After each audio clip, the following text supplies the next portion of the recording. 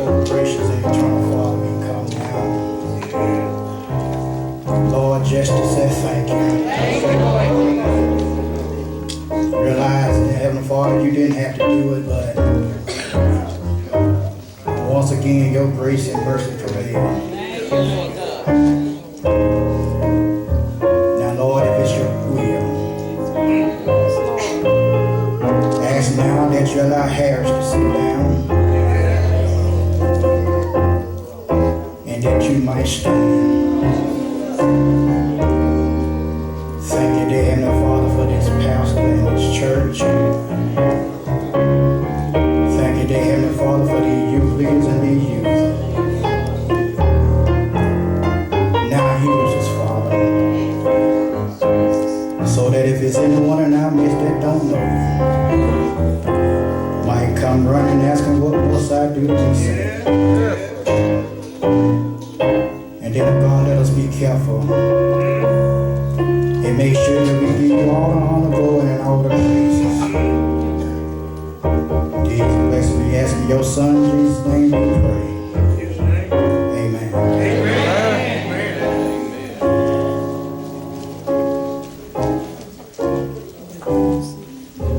Giving honor to God who is the head of our life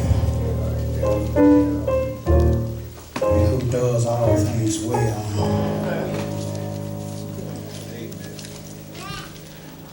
To the pastor of this church, Dr. Harkins, I want to say this, Shady Grove, something that you already know. By the old folks, you say I'm going to say it anyhow. You have a big-hearted pastor. Yes, we do.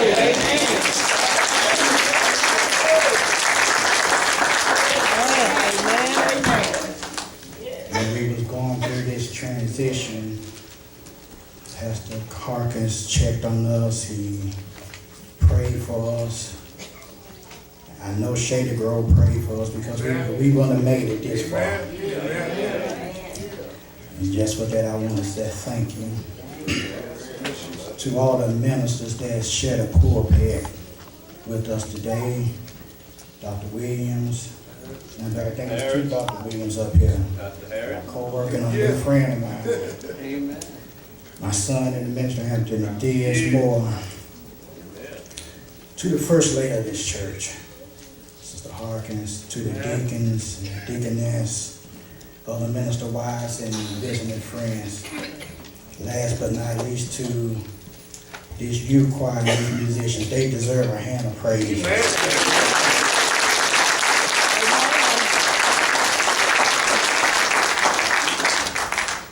They made my job a little easier. Matter of fact, I probably just sit on down.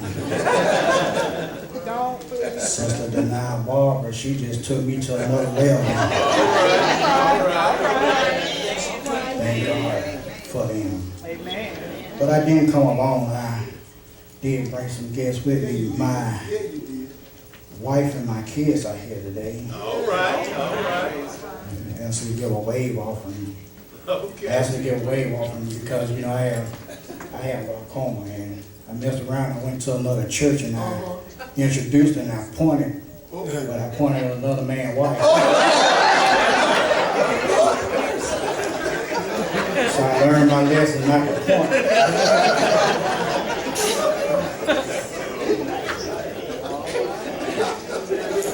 My mother is here, my kids are here, my niece, my church, the deacons. I just thank God for them following us down the road. I'm not going to be long this morning. I learned something from Dr. Sims. Dr. Sims used to always tell us when you preach and be mindful of the crowd that you're preaching to. And he told me, old folks, I'm not saying old folks because he was talking about himself. And you have to be quick. He said because he was talking about himself because me, after you do your introduction, my mind somewhere in Walmart. So Dr. Simmons, I'm gonna be conscious of what you just said. I was given a theme in scripture. Theme dealing with faith. Scripture, Hebrews 11:6. But without faith, it's impossible to please him. For he that cometh to God must believe that he is, and that he is a rewarder of them that diligently seek him. Now, I was always taught if you don't preach from the thing, at least mention it. But God spoke to me, and I'm going to just take that one verse. We're going to speak on that. And if you don't mind, just for a moment, we're going to talk about pleasing God. I do that. That is what that verse said. Without faith, it's impossible to please him. Him is God. So let's talk about pleasing God for a moment. If we was to ask God today about our dedication, about our commitment to him, do we attend church on a regular basis? What about Sunday school? Since we're talking about the youth, do the youth meet every time, on time, when they supposed to meet?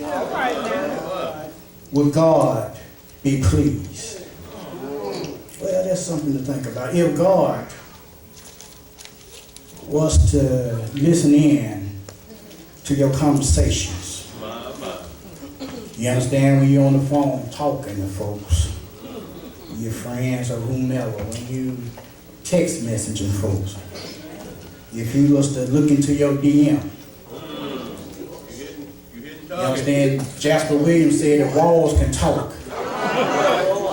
I know we celebrating you, but I'm talking to everybody today. There's a lot of things that we would not be pleased. Would God be pleased? If God was to understand, if he was to log into your Facebook account, if God was to look at your Instagram, if God was to sit back and look at your Snapchat. Matter of fact, I don't even have to ask God that question. I already know the answer because of the things that I see. Would God be pleased? Would God be pleased with some of the music that I used to listen to? Because I realize if they can learn Cardi B and they can learn Gucci and they can learn the Migos. Some of y'all older folks don't understand what I'm talking about, but these younger generation they know who I'm talking about. If they can learn that, then I'm pretty well know that they can learn the 23rd and all the songs. They ought to be able to tell us the fruits of the Spirit. Tell us who wrote what. If they can learn that. All right, man. But I'm afraid that if we was to ask God this question, God would not be pleased with some of the things that we're doing. And when I'm saying we, I'm talking to everybody now because I realize you can't talk about the apple till you deal with the tree. Some of us say that we parents and say that we raising our children, but somewhere along the line, we done forgot what grandmama and granddaddy told us. And then we want to complain about our youth. But I thank God today that we still have parents that love God. And that we have youth that's obedient to their parents and to God. I'm not going to hold you long. But just for a few moments, I want to look at this verse.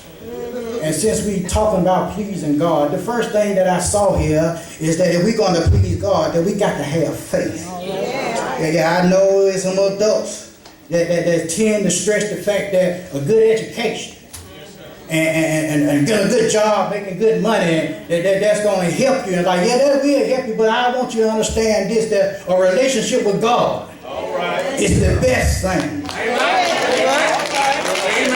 that you can have. It's good to have friends and everything else, but I want you to understand some of the same folks that you say your friends is the same one that's going to throw shade on you. So it's best to have somebody that you can stick closer than any brother.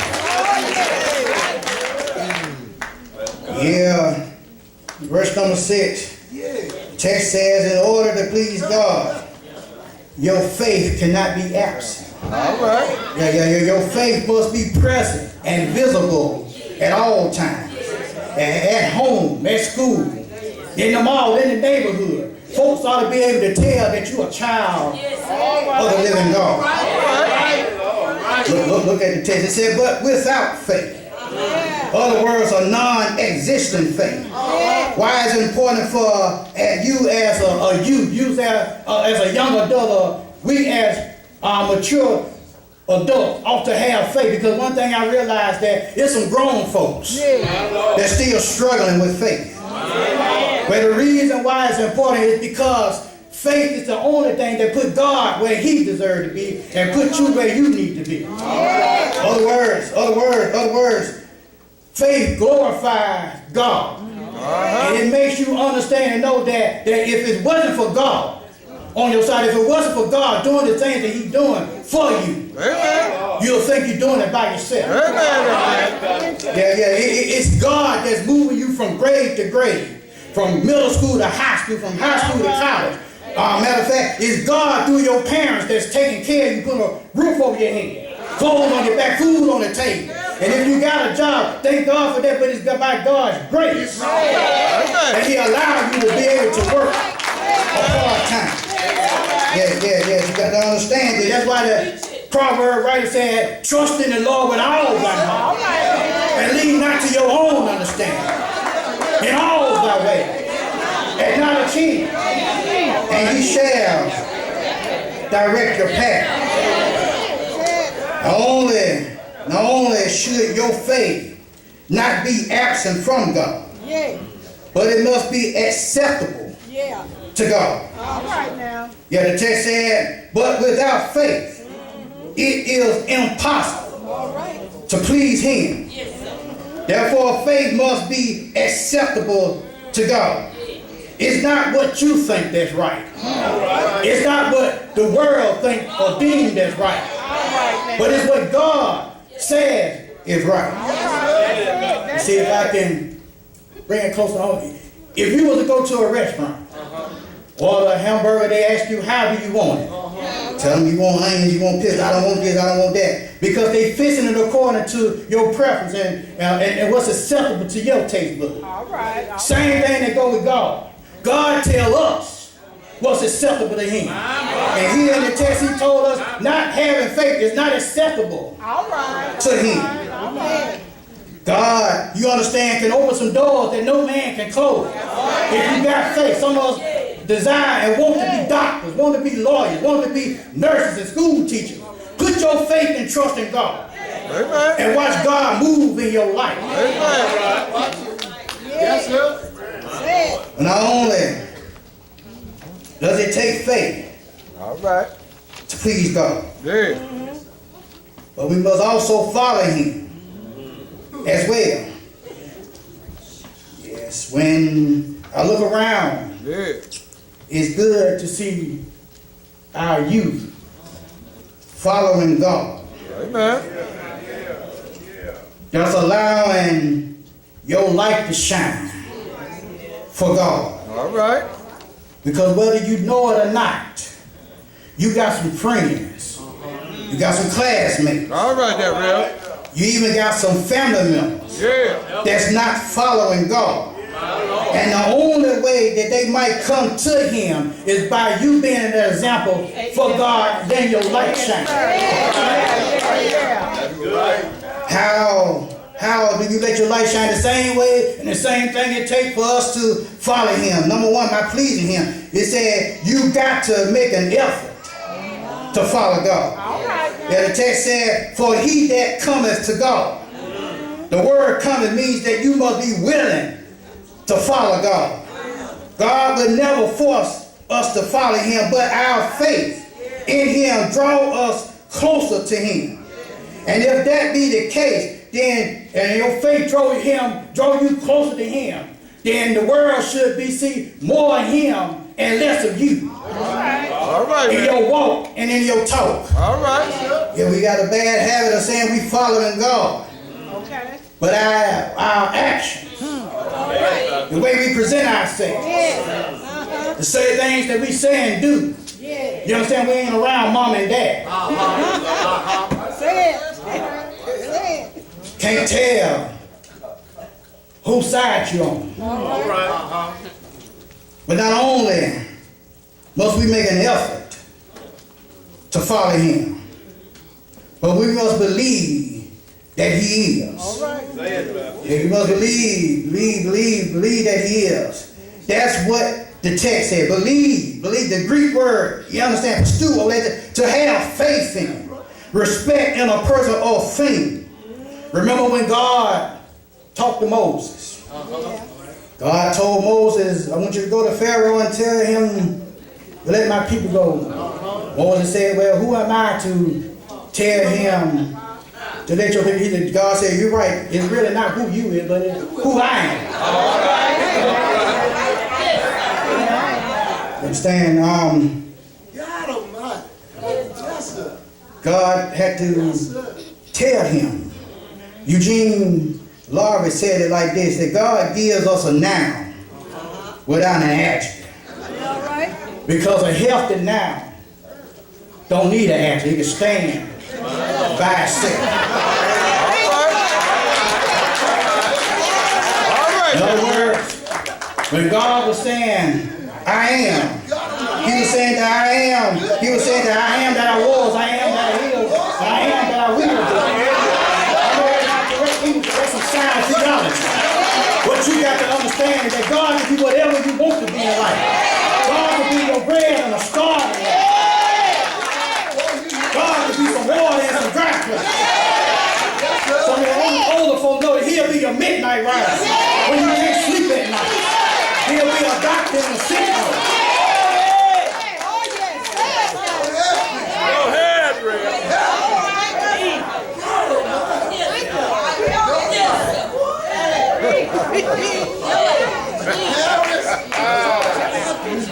All right, man.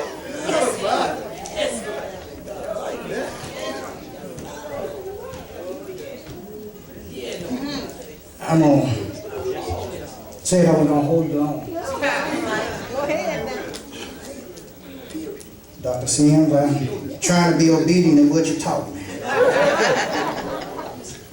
Number one, we said that pleasing God, we got to have faith. If you ain't got faith, you can't please God. And you got to follow him as well. That's the second thing we said. Because if you got faith, you'll follow him. That's right. And if you follow him because you got faith in who you follow. But the last thing I saw as we get ready to take our seat is that we must have, God will give us favor. All right. If you please him, God will Yes, sir. give you favor. That's the good news to know Yes, sir. that if you're faithful to God, he'll be faithful to you All right. by giving you favor.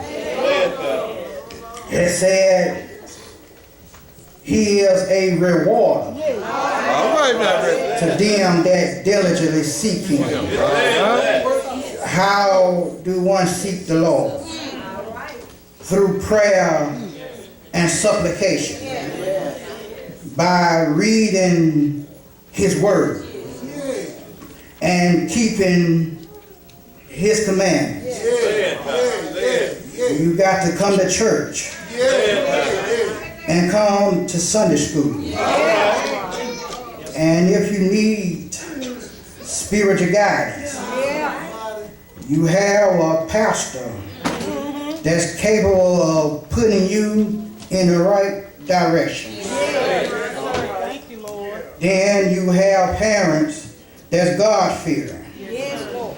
But whatever you do, the text said do it diligently. Other words, you must be persistent. When you're going after God, you're going to have some obstacles in your life that's going to hinder you from getting to God. All right. But don't give in. Don't give in. And don't give out. Don't give up. And don't give down. Just stay faithful. And keep following.